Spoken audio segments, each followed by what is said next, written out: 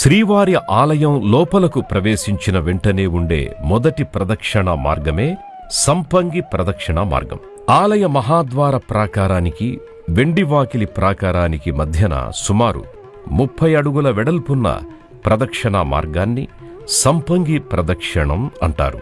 పూర్వం ఈ ప్రదక్షిణా మార్గంలో సంపంగి చెట్లు విరివిగా ఉండేవట. అందువల్లే ఈ మార్గాన్ని సంపంగి ప్రదక్షిణా మార్గంగా పిలుస్తారు. సంపంగి ప్రదక్షిణంలో ఉత్తర, దక్షిణ, పశ్చిమ దిక్కులలో ఎన్నో మండపాలున్నాయి.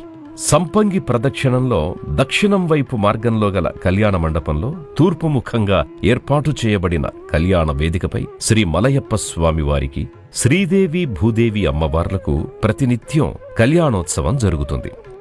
అలాగే కళ్యాణోత్సవ మండపంలో ఏడాదికి ఒకసారి జరిగే పుష్పయాగం, పవిత్రోత్సవాలతో పాటు సంవత్సరోత్సవాల్ని కూడా నిర్వహిస్తారు.